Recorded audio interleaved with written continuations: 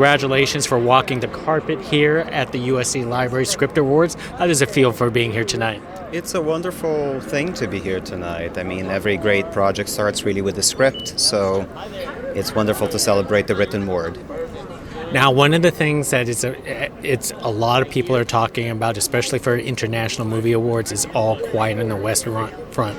Tell us about the adaptation and how that came across to you.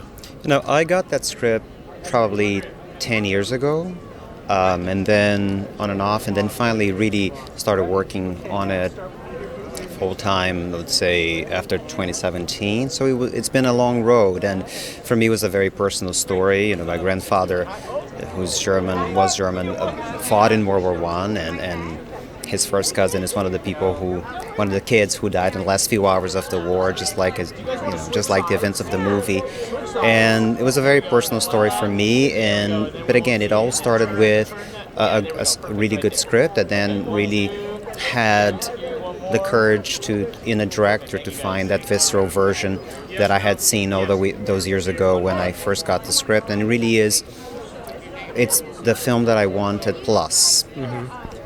Well, one of the things I will have to admit, when I first heard about the film, I said, there's no way this can be better than the original. I'm not going to watch this. And then finally I watched it, and it was. I mean, how do you react when people finally tell you this?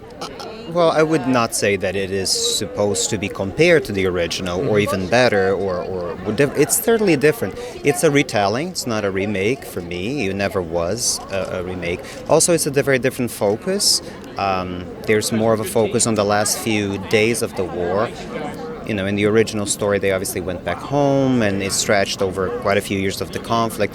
Here, we really focus on the last few days, and intercut with the negotiations of the armistice. Also, we have historical perspective. We now know what followed in the 1930s and into World War II. When the book came out in 28 and the first film came out in 30, they didn't know, they couldn't know what was about to come in the decade that followed in Germany. So we have the benefit of historical perspective. Well, before I let you go, because that's all well said, how are you feeling during all of this award seasons? I mean, this is a lot. It's a lot, but it's exciting. It's beautiful because, you know, when you strive for so many years to tell a story that many people in Hollywood said was not a good idea. It's period. It's sad. It doesn't have a happy ending. It's a drama. There's a lot of reasons why this town necessarily didn't then want to be the ones to make it, but it's wonderful to see it so recognized and beloved by people, the industry, the audiences who are really responding to a story that also feels very timely. There's a clear dialogue with the world today, and obviously never did I dream that when the project came out we would be having yet another war in Europe. So it resonates with the world today in that sense, and in many, many other ways as well. And that we need to look after youth, really, our youth, because 100 years ago they were let down by those who could protect them, and we don't need to do that again. Well, many thanks for making this film, because a lot of people love it, I do know.